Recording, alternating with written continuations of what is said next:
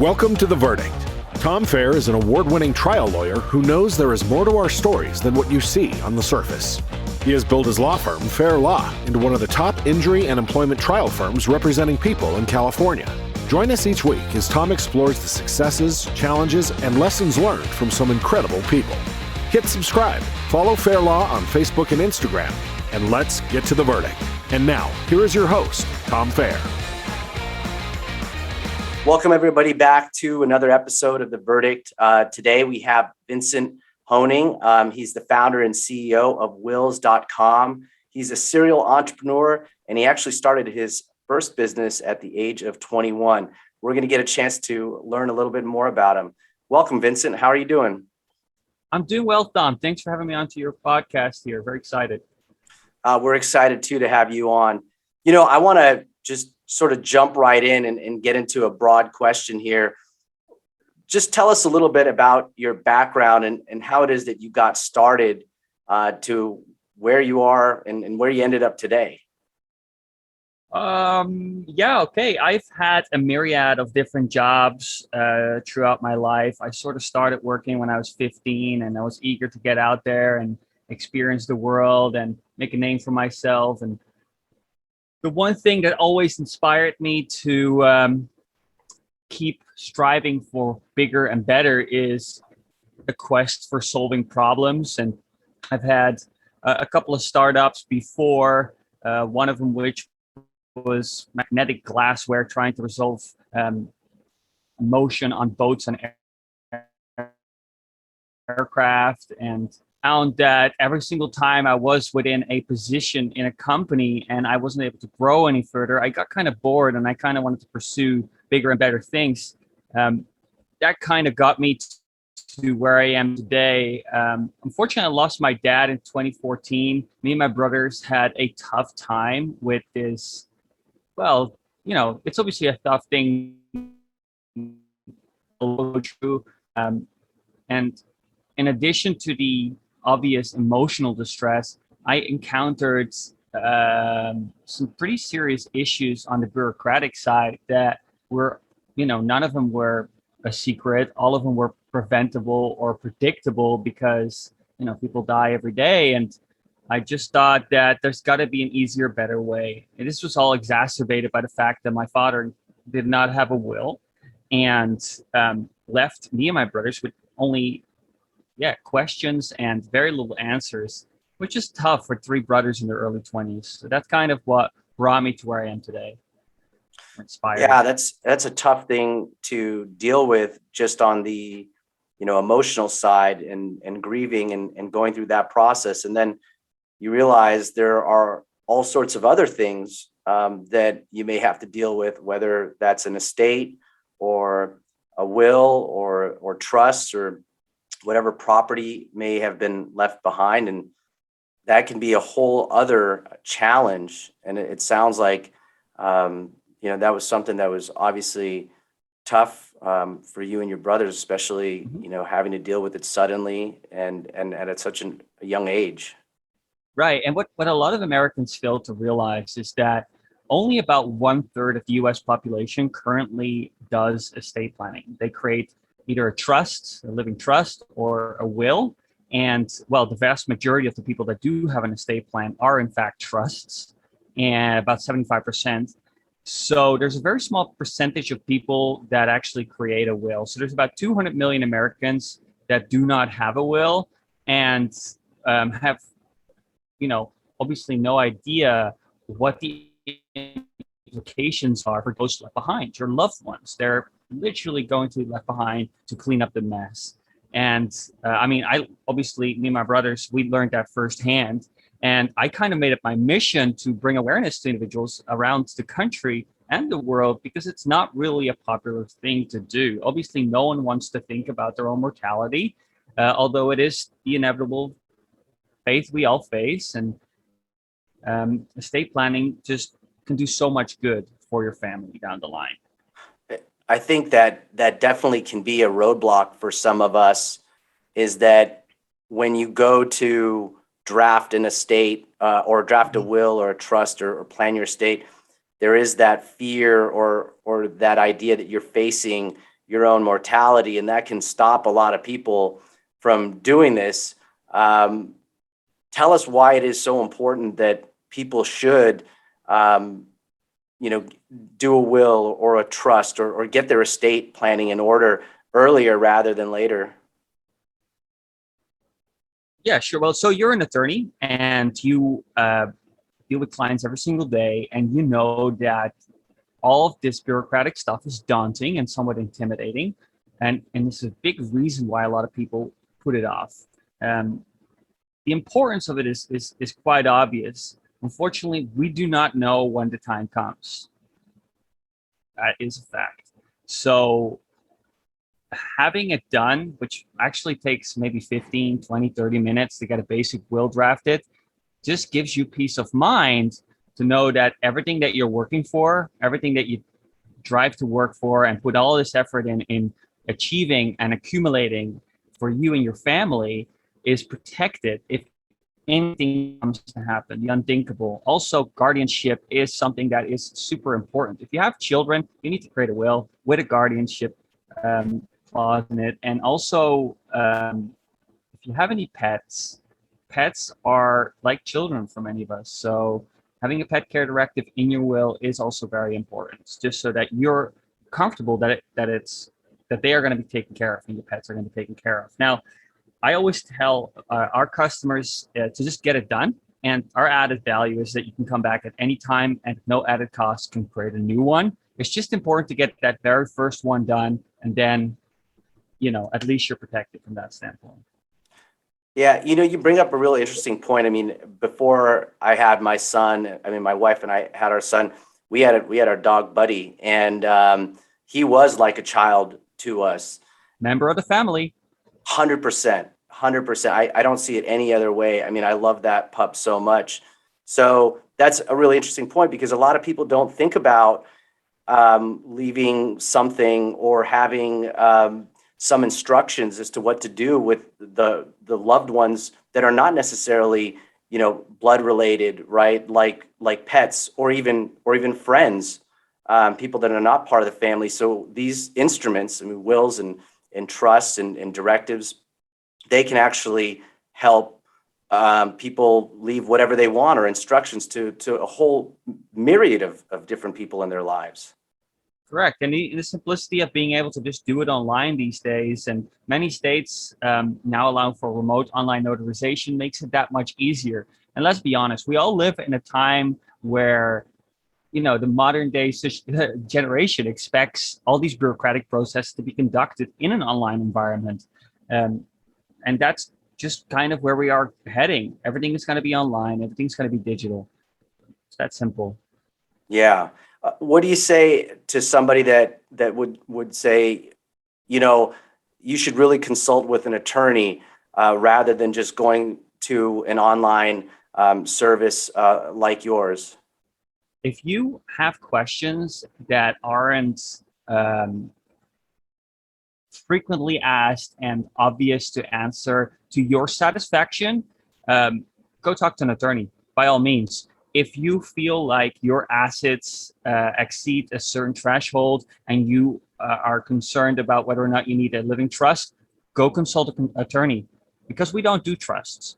We are focused on low to middle income families that don't typically have access to legal resources. And we have built a tool set kind of for my dad, who is an emotionally crippled, or was non-tech savvy consumer that put this off for all his life until it was too late. And then, we were stuck with literally, I don't want to go into too much detail about that, but it was very messy. It was absolutely dreadful. And it made this whole experience very traumatic. So, you guys are fundamentally important to making sure that every single detail is cared for. But if you're just become a parent and you have basic assets and you want to protect them, use a will creation tool like ours online.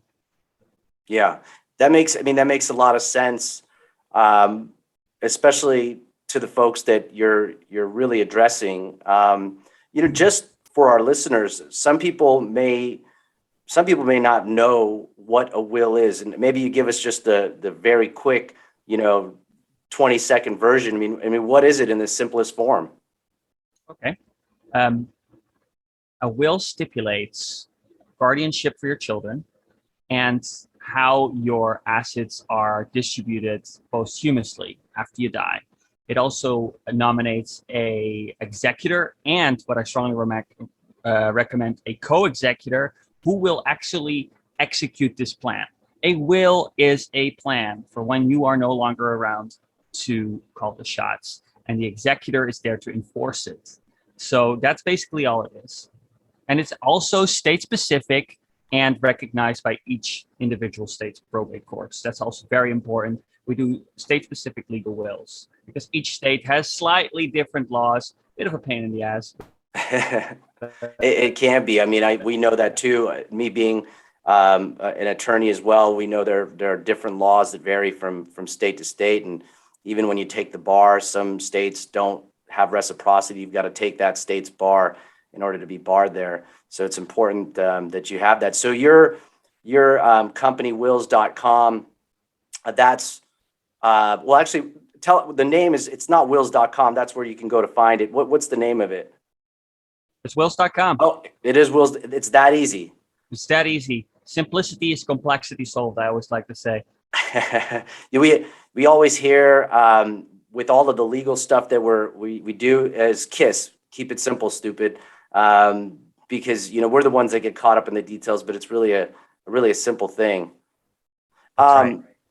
I think with respect to what you're doing, I saw just some videos that you have out there, and how is what you're doing different than what already exists? We're more affordable. I'd like to keep it that way. Inflation is rampant. People have enough cost already. We're a fully online platform. We don't deal with paper. I can talk a little bit about, what our prospects are for the future if you're curious in hearing that. We want to build a complete self-serve online application where from creation to execution, which means signing your will, to storing your legal document, to handing it over to your family members to ensure that the document is definitely found, because lost wills are kind of a cliche at this point, or non-executed wills as well. And these are kind of problems that we're looking to alleviate by properly educating and informing our customers that it's super important that just creating your will is not enough. It needs to be witnessed. It needs to be executed in a proper way. And I guess just educating the masses is a really big part of what we do. And it's kind of the reason why I agreed to joining your podcast today, to hopefully bring this to people's attention on, obviously the possible downfalls, and also its relative ease and low cost in just getting it done and being able to always amend it. You mentioned, where is this going to go? And obviously you have a vision for where wills.com will go. And we live in a very different world now. You're not just, when one of our loved ones passes, you're not just going over a photo album anymore, right? There's social media and passwords and all of this digital data that exists on somebody. And you and I both lost, friends and family members, and they have social media accounts that just, it's almost like, they still exist, right? Is there something that wills.com is doing to sort of help families, not only with wills, but, dealing with, the digital information that still exists out there from a loved one that's passed? Yeah, well, you touched on two different things there. I think that, the photo albums, I want to just touch on that real quick. The emotional keepsakes, heirlooms, those kind of things are, at the end of the day, what I find for my customers, the most important assets that they own. It's not the house, it's not the car, it's not all the stuff, because ultimately when you're your deathbed, all the physical stuff doesn't matter, but the memories that you made, those are cherished and most important to families, and they want to make sure that they end up in the right hands. Then we're talking about digital assets. And I think that in today's modern day, in today's day and age, it is important to have a provision for digital assets in your will, especially because, yes, we have on average over 125 accounts online on platforms, social media, and whatsoever. You have cloud stored data. Ultimately, that's all intellectual property belonging to you and your family, and you want to make sure that you have a beneficiary for these assets. Then, obviously, there is a very fast growing popularity amongst the most popular digital assets like cryptocurrencies and NFTs and this is all in recent years become more accessible to consumers through mobile apps and actually has resulted in the lower class coming into wealth faster and more because it's more readily available. And thus they are creating what is called generational wealth for the very first time. And they need to protect that. I also want to put in a little disclaimer. Do not put your username, your password, seed phrases in your will. That is not safe. Do not put it on your computer at all whatsoever. Make sure that you are taking the proper precautions to ensure that these assets cannot be stolen, because that happens every single day. You can reference that you own such assets within your will, and you do that in an asset inventory. That's part of your will. And this is so that the executor and the designated beneficiaries know that you own these, and you can put in directions like the executor knows how to access them, or you're going to have to take precautions of your own. Be clever. I'm not going to give any advice on it because I don't want to get any trouble with anyone. You need to be smart, right? So Right. it is the reality of the world that we live in, and not protecting. I mean, there's been like billions and billions of dollars in value lost already. There is going to be billions and billions of dollars of value lost in the future. Just make sure it's not your family's value, because those $300 in Dogecoin may be worth a small fortune one day. Hey, they may not. This is not advice, by the way. You invest whatever you see fit, but it may put your kid to college. I know that I have made investments early on, and it paid off for me, and I think it's a very exciting space. Yeah, it's very excited to be part of the future. Don't you think, Tom? I absolutely do. I mean, it's, if you're probably familiar with Moore's law and just this idea of how technology grows exponentially. And I think, every day that we're alive, it's faster and faster. And just what's happened in the last, couple of years has been amazing. And Unbelievable. this idea of, what is the metaverse going to look like? How are, a lot of people think NFTs, right, are just, weird characters, right? And to some degree that's a part of it, but there's a whole other aspect to that that's actually going to be a part of digital contracts and wills and, exchanging property, right? Absolutely. And it's curious. From the 1900s, the curve of technological evolution has just skyrocketed. And like I said, it's exciting to be part of this part of history, because between 1800 and 1900, we sure never saw such advancements in technology. So it's exciting to be part of it. It also makes me wonder what the future holds, because we're landing rockets now. That's sci-fi stuff 20 years ago. And yeah, I mean, it's great. But then again, as well, there's all sorts of crises in the world, and there's all sorts of terrible stuff that's happening, and rampant inflation. And it also is a little scary, because everything, has its downsides as well. And I think that, our children, they have an interesting ride ahead, and I'm excited that I can educate them about what's to come, and leave them something in my will to be able to protect them from the inevitable inflation, because it's going to be $23 a gallon. It's like, this would be a good time to have an electric car, I think, and solar panels. It might be, yeah. It's you bring up a lot of interesting points. And where do you see the future of I guess of this particular business that you have, and and maybe just an add-on are there some other ideas that you have that maybe we could talk about as well? Because I know you're definitely one of these people that wants to solve problems, and there's no shortage of them, locally, nationally, and globally. No, I mean, our primitive brains are so good at creating problems out of thin air. But yeah, you're referring really to the realities. I don't know. I think that let's keep it simple. When it comes to estate planning, people are always going to die, and there's always going to be a need for legal contracts. As you know, as an attorney in the U.S., everything starts with a legal contract, and this will protect you and your family down the line, regardless of innovation and the possible problems.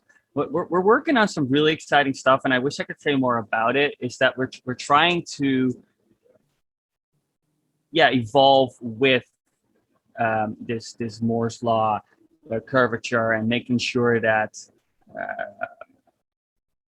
people have easier access to estate planning and contract creation, and more important, the execution of it. And remote online notarization is a great example of the recent developments, and enabling this is going to be not only for the consumer a lot easier, but also for licensed notaries across the country that want to be part of the gig economy, but we're bound to brick and mortar locations, which is actually, with the technological innovation is kind of backwards. So I think that we're going the right direction. We have a long way to go. And we aim to grow with it. And that's what we're working on right now, to make sure that we can continue to facilitate the best possible technological advancement within the bounds of the law as it stands today, which is also a rapidly changing landscape. And with that, I am excited that, especially in America, because there's no country like it, that we live in such an exciting environment that is willing to grow with innovators. Is that that's just the most beautiful thing about that. Yeah. Do you think, I mean, as a serial entrepreneur, I mean, somebody that started so many different businesses and companies, do you think that's where ultimately we're headed, where it's going to be the age of entrepreneurs?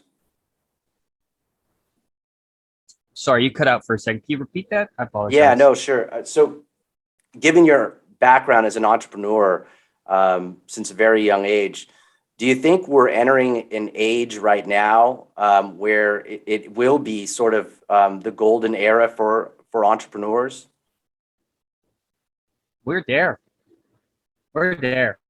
It's technology enabled. It's on steroids. Any other investments are slowing down. If you look at any economic reports, the investments in startups are actually still there, if not somewhat increasing. I think that the young people of today are really going to make us tomorrow, and it's them that are gonna be the change that we need in the world and that we'd like to see in the world. I think that, like, touching on earlier problems when it comes to the environment and the world's, they are really going. It's for me, it's comforting to know that we have so many entrepreneurs out there that are putting on their thinking caps and coming up with the most amazing, simple, cost-effective solutions to today's problems. It's comforting for sure. It's all, there's this idea that people, well, I subscribe to this idea that people need to create and people need to solve problems. And that's one of those things that keeps us alive and actually keeps us, we're talking about wills here, right? But at the same time, the thing that keeps our engine going is creating and is building and is doing, actually acting, right? The physical act of moving. And so with this age of entrepreneurism or entrepreneurialism, people have that ability now to go and do things like you're doing and say, I'm going to go solve this problem, and to be creative and to follow their dream or a dream, right? That sort of coincides with who they are as a human being. No, absolutely. And it really is remarkable. If you go back 20 years, I'm a bit of an addict and consumer of information, and I read about future and past to better understand, where we're at, who I am, what my place is in this world, and how I can better this world. And I like the idea of altruism, and it is great that there's so many tools out there that enable entrepreneurs that have an idea and want to explore its viability for starters, that they can do that. Because if you wanted to just run a simple app, or basically, let's go build a basic website, that was almost impossible, right? But nowadays, with like $100 and a little bit of time and innovation, you can have a business up and running literally overnight.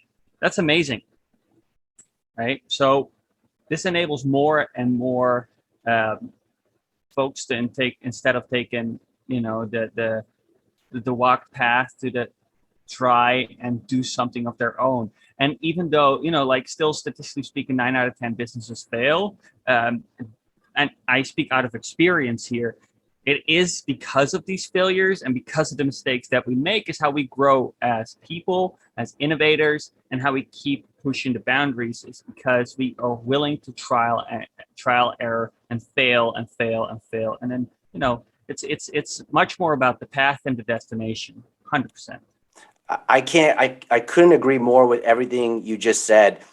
3 years ago, when we started our firm, we had been a lawyer for a while, but then I started Feher Law, and I'd had to do the legal side of things. And my wife was the one that figured out how to do the website and did it in a couple days. And, very just sort of clean, minimalist website that works.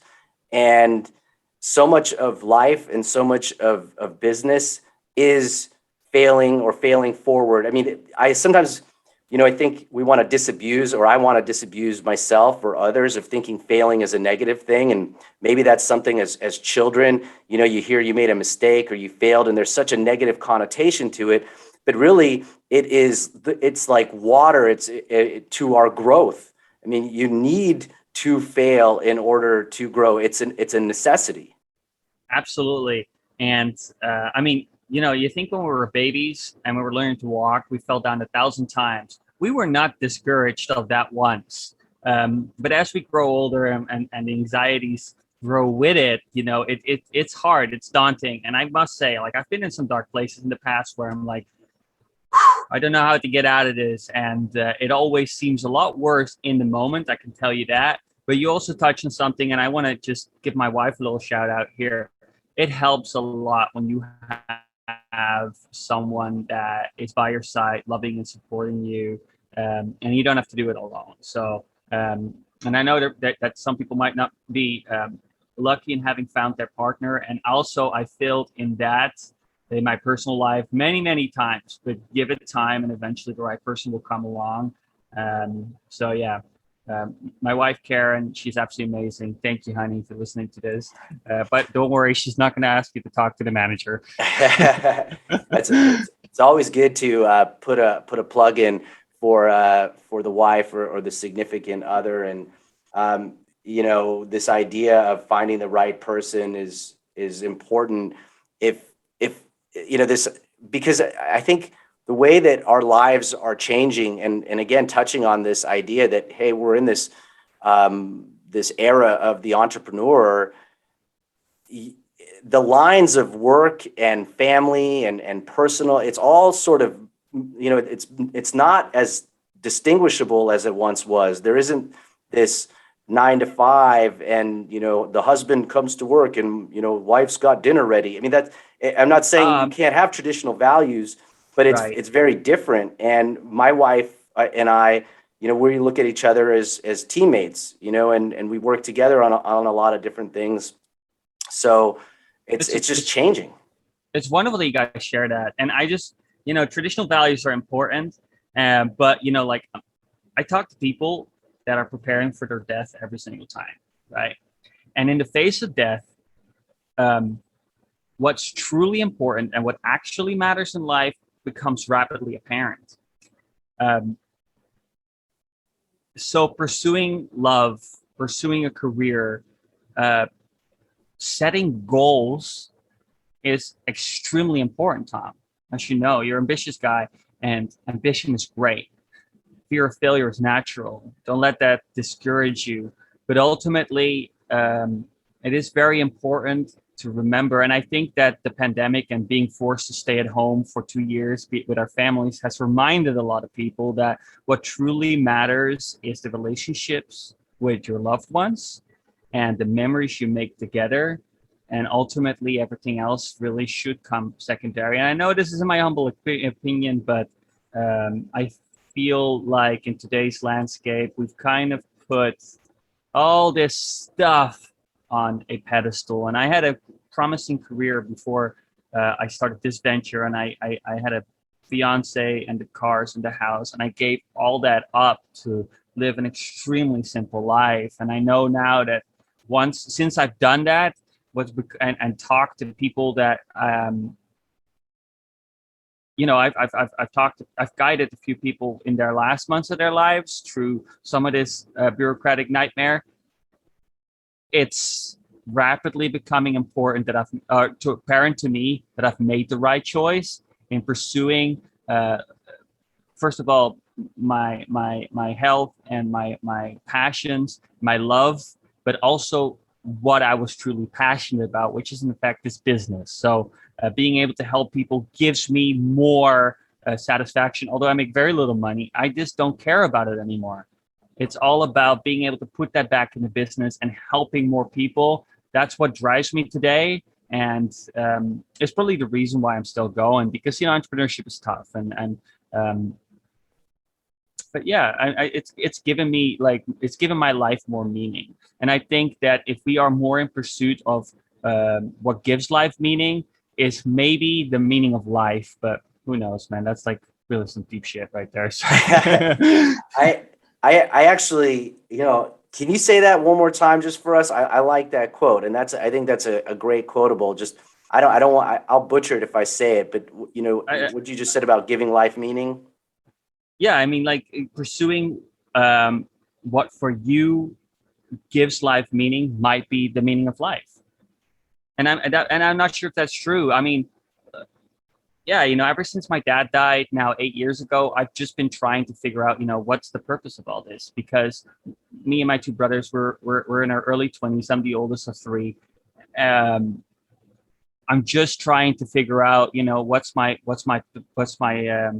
my place in this world, and what is the point of any of this? Because there's only one certainty, and for many people, when they lose a parent, that's often the first time they're like confronted with that, and they're more than often. And I speak to a lot of young people. I'm part of a grief group of those aged between the ages of 20 and 40, and they are struggling like you have no idea, because all of a sudden the person that they looked up to the most is gone, and the person that they turn to for any advice and help is no longer there to help. And that's like, how the hell do you deal with it? And I can definitely relate to that. Like, how do I circumnavigate this fairly complex world? It's a hostile place out there, and everyone is pursuing this like American dream and things. And I'm like, okay, well, what is my place in this world? What am I going to do with my time on Earth? Because ultimately, that's really what it is.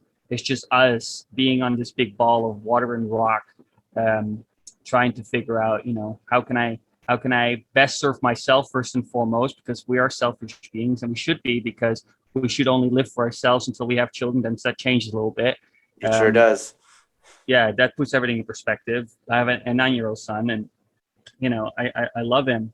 But ultimately as well, it's like, okay, well, should I get a 9 to 5 just to pay the bills, or should I do something more grandiose or more meaningful? I don't know. These are a lot of questions, and I'm sure that some people can relate to that, and other people's have it all figured out. And for you guys, well done.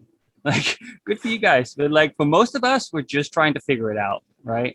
I think it's a constant process of figuring it out and reinventing yourself. And I actually wanted to get into that a little bit with you. How have things changed from when you started your first business? And maybe you could tell us a little bit about what that was like, starting your first business at such a young age, and sort of how things have changed from that point onward. I was very naive. I was very naive when I started, and in some ways I still am. I'm trying to be more aware of that. Um, yeah, it's all about that journey of life and making mistakes. I keep coming back to that. When I have the good fortune that I am helping some younger entrepreneurs these days. While no one would listen to me 15 years ago, because I thought I knew it all and I had a huge ego and I used to boast and I used to, nowadays it's more about doing it for the right reasons, and I think that it's super important to be the person that boasts and go out there and move fast and break stuff. Because that's really how you're going to figure out on whether or not this is the path for you. And I just don't think, like, if you'd ask me, give your younger version any advice, like, nope, go and do it, man. Just like go and make all those mistakes. They're all valuable. They're all like, they're going to teach you what you need to learn.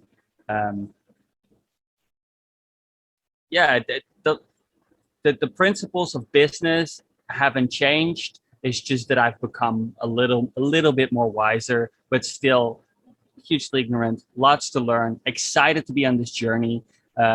Just understand that every single thing that you come across is all part of it. Yeah. All part of it.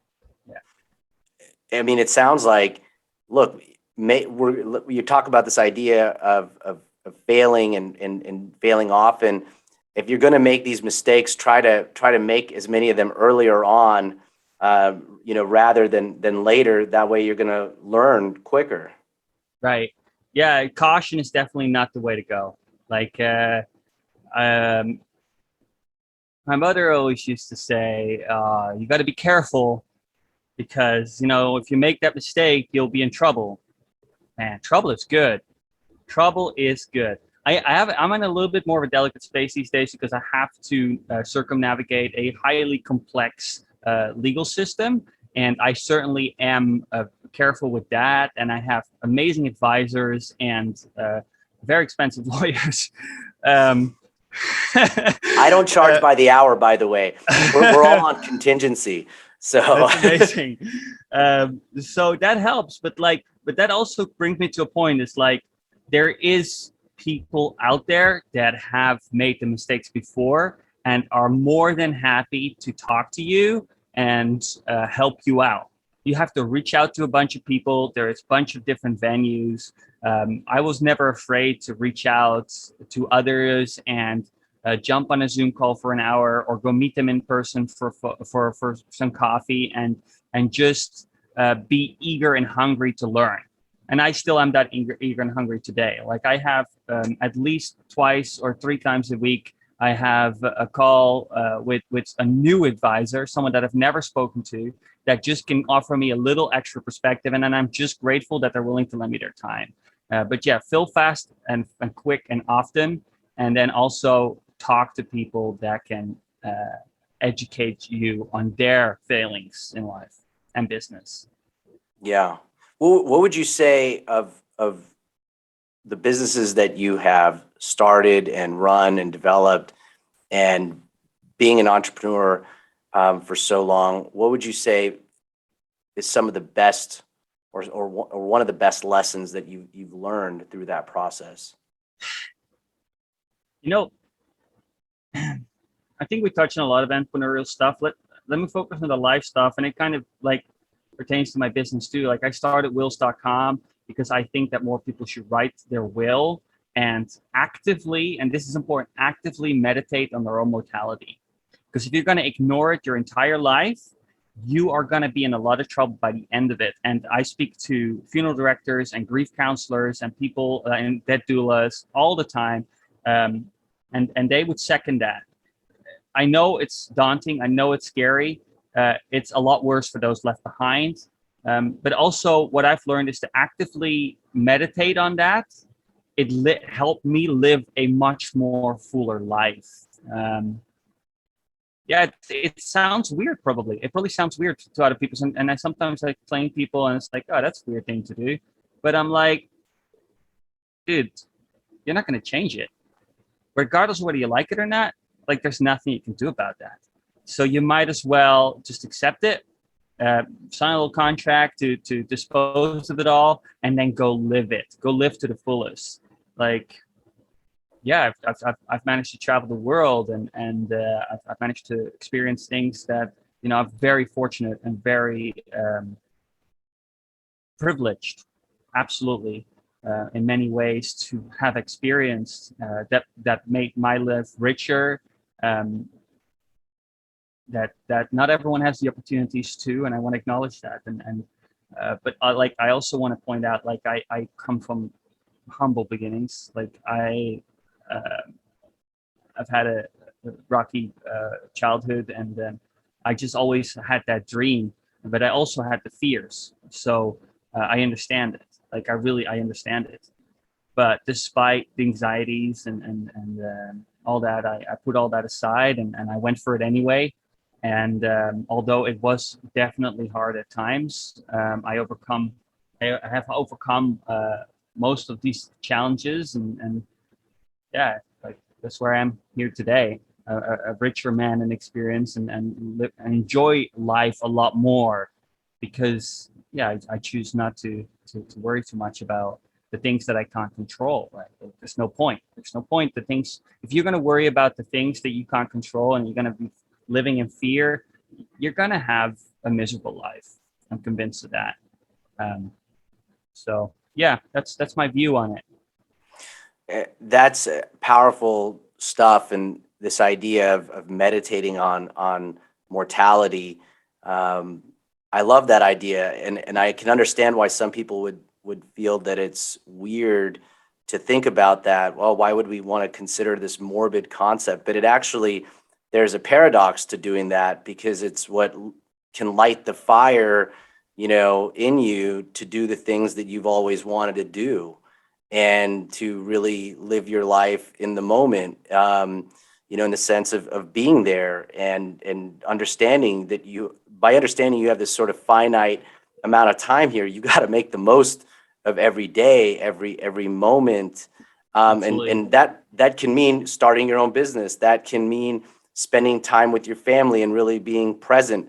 That can mean, relaxing and taking it easy and unplugging from your phone and social media and things like that. Yeah, absolutely. Sounds cliche, but you're going to regret the things more that you didn't do than the ones you did do. And it's very true. Like, there's definitely a few things I would do different, but in overall, the high level stuff is, live a more full or meaningful life. I have this app. It's called We Croak. It was like reported on in, I think, Wall Street Journal and Times and a bunch of big media outlets, and it's so simple. I mean, this app must have been put together in like 15 minutes. But it basically just sends you a reminder. Just a reminder that you're going to die. Like, I get notifications 5 times a day, because there's this Tibetan saying that it's healthy to meditate upon your death 5 times a day, which is maybe also kind of cliche because I'm the wills guy, and my friend liked to refer to me as the guy with the death app. But it's all much more like higher level than that. Like I got all my estate planning taken care of, so that I can live life to the fullest. I think with the estate planning, though, you also think about what it is that you want to achieve or have, so that you can leave certain things to people that you love, or pets. Some people would refer to them as people too, as we said, they're part of the family. But you hear a lot of times, people want to make sure that their children can go to college, or they want to make sure that their parents are taken care of when they get older, things like that. And those are all things that you can start planning earlier on. I mean, there's times where I think about, gosh, I wish I would have planned better financially earlier on. But at the same time, there's a period in our life where we want to splurge and whatnot. But all of these benefits come from thinking about how you want to plan your estate, and doing it earlier rather than later, right? Like, people don't need to wait till they're 50 or 60 to get on wills.com. And I'm not just trying to plug, your service, but this idea Oh, I is, it's not appreciate a, it. yeah. Keep it going. it's Let me it, start it. Sorry, go ahead. but no, I was just saying, it's not a No, bad there's a funny idea. statistics. Go ahead. Yeah, there's a funny statistic, and this comes to mind, is that those aged between 18 and 34 are now more likely to create a will, according to a caring.com survey, than those aged 35 to 54. Which maybe is like due to the pandemic, and there's a variety of different reasons. It's because the younger generations are maybe a little bit more woke about all this stuff. I mean, they're not going to buy real estate. They're going to invest in cryptocurrency, and they're also, a little bit more realistic about the fact it's like, oh, life is fragile. And, maybe, I mean, I don't know if you heard about this mass resignation storm right now. It's got this name. Everyone's quitting their jobs. Everyone wants to work from home. And if your office doesn't allow for working from home, then okay, well, fine. We'll find a remote job instead. Yeah, people are living healthier, more meaningful lives, because it is. I kind of like it. It makes a lot of sense. I'm all for it, man. Like, yeah, there's a lot of jobs that don't allow that, but it is important. Yeah, no, I agree with you. I mean, I grew up where sometimes I'd have to commute, hour and a half to and from work. Fortunately, I don't have that now. Let me ask, is there somebody that, because you've done so many things, is there somebody that has mentored you through this, or did you have multiple mentors that you were able to turn to as a sounding board, and just make sure you weren't just going off the deep end on the things that you were doing? So many people. Oh, so many. Like, yeah, I becoming aware of the fact that my singular perspective is flawed. Like, I got good ideas, and I'm capable of a lot of stuff, but I have a lot of mentors. One of them is a mechatronics engineer, very smart guy, Bernard James Butler. This guy is retired now, still does some really high end level stuff, and he's just experienced so much. And in my pursuit of becoming wiser and smarter and more educated and a better person tomorrow, I always value the opinions of others tremendously. And I have like dozens of these huge notepads just full of scribbles of just these little wisdoms that I've picked up along the way. And I can tell you right now, right, like, if it wasn't like my dear mentor Bernard, taking me down a notch sometimes, and pointing out when it was actually my ego, or when I these are like things, like, if you're not humble, like, also, like, you're not going to get very far in life if you're just going to be driven by your ego your entire career. Or I mean, some people seem to get away with it, but for me, like, that was a big important step in my life and my career. If it wasn't for like all these coaches and mentors, just be willing to lend me their expertise and experience, and give me their that just being honest with me. Also, sometimes, like, be wary of people that just want to please you. Be very wary of those that just tell you things that are the things you want to hear. That's dangerous. Tell you, like, be grateful for those that tell you the things that you don't want to hear. Because, like, in my previous business, where I patented and invented the magnetic glassware, I pulled that horse for 5 years, and I sunk way too much money in it. While I should have, I could have saved myself 2 years had I folded that startup and not tugged it along. because I mean, even just the books were self-explaining, like, oh my God, your overhead is fucking huge, and you're gonna have all this wastage, but that's such a good idea, and I've got a patent on it, and all these customers are placing orders. Yes, that may be, and you may be selling it, a bunch of these glasses, but ultimately the cost is way too high. Your margins are too low, and oh, well, we can fix that. Oh, your marketing cost is too high. Oh, I can fix that. Yeah, it's just like my that's my enemy, right? Like I'm my own self biggest saboteur in that sense, that I want to fix every single problem, and it can be a great asset, but it can also be a huge downfall, and that's what mentors have helped me realize, and understand, because they have been in my position before and were willing to be frank with me and brutally honest. Value those that are brutally honest, and also be skeptical. Like it's also, like, you can take advantage, you can get second, third, and fourth, and fifth, and 10th opinions, and then write it all down in a notebook, and then just go over it, and then just be brutally honest with yourself. Like, these perspectives are interesting, but then again, if you yourself are in this business and you have been living and breathing it, then that's also a valuable opinion. So, and then all of that intel serves to give you, make better decisions. I think that's really well said. Because I was going to ask what advice would you give, and I think you really sort of nailed it. This idea that sometimes your greatest asset can also be your Achilles heel in some contexts. And while you're searching out all of this advice, just you also be true to yourself, right? And if you're in that industry and you know what's going on, or you're in that situation, that makes that's wonderful just to take away. Let me ask, you mentioned that you like to absorb as much information as possible. Are you more of a book guy, or are you read a lot of stuff online? What's your sort of source of information? I read very little online. I just recently got into Twitter. I'm not particularly good at it, but I'm learning, trying to foster online relationships a little bit better. But I do read a ton. My preferred method is audiobooks, and then definitely this genre: entrepreneurship, problem solving, all that kind of stuff.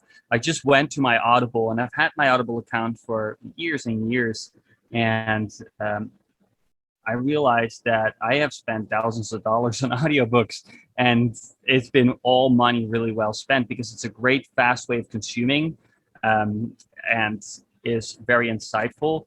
And I don't like the abridged versions. I like the unabridged audiobooks, although I do some unabridged stuff as well. And then I like podcasts a lot. I value expert opinion, as you know. So there's going to the podcasts that I like best. Like Ryan Holiday is one of my favorite authors. Tim Ferriss is way up there. There's a bunch more. Ryan Holiday definitely was eye opener for me, though. There's a particular couple of books that I can recommend. Is Ego is the Enemy, Obstacle is the Way. Those two were very interesting, for sure. All in all, if you have a certain goal and you're worried about, like, oh my God, why is it not happening? Why can't I do this? Then you're probably either not experienced enough for it. But the good thing is that, in today's day and age, information is readily available and mostly free. I also like to be able to do everything. So I teach myself through YouTube a bunch of different things. Like, I have an old Chevy. I managed to pull out the 350 small block and the transmission and refurbish it all by myself. And if I didn't understand what was going on somewhere, I basically went to YouTube, and then someone else that already did it before me and is more knowledgeable on the fact was able to give me the inside information. That's amazing. Is that something you do now? Is it a hobby, just working on cars, or was that just a one-time endeavor? Oh no, I'm super stingy. I don't want to pay a mechanic to do it. So I like to do things myself because it makes me, it empowers me being able to do that myself. Yeah. And in this day and age, though, I mean, as humans, that's how we learn. It does go back to that old phrase of monkey see, monkey do. And I mean, obviously, you'd be surprised how much of our genetics we share with the banana or with anything, let alone, a monkey. But learning vicariously, learning from watching is some of the best way that we learn. So that's definitely at our disposal. And I'll actually have to go and check out some of those books you mentioned. I've heard of Tim Ferriss, Brian Holiday. I haven't delved into that. If people want to learn more about you and find out what you're doing, where can they go to learn that? Yeah, I talk to all my customers every day. And if you have any questions regarding anything, I will try my best to answer you. You can email me at vincent@wills.com. Follow me on Twitter, apparently. Like, I'm doing that now. So Vince Travels is my name on Twitter. I'm trying my best to get a handle on that. Yeah, happy to chat always. So Vince Travels, that's your Twitter handle? Yes. And then vince@wills.com for any questions related to Wills or anything entrepreneurial. Anything. Yeah, I help out anyone that wants to know anything. I might not know it, but I might be able to point you in the right direction. That's always good to have a resource like that. Well, Vincent, thanks so much for joining us on the podcast. It was an absolute pleasure having you and talking about all these things from life, technology, and what we both agree is the age of entrepreneurship. So really good to have you on. Appreciate your time. Tom, pleasure was all mine. Thank you so much. I look forward to doing this again at some point in the future. Awesome. We'd love to have you back. This show has been produced by Market Domination, LLC. To discover how you can have your own show completely done for you and turn it into a real published book and become the authority in your marketplace, go to www.marketdominationllc.com/podcast offer.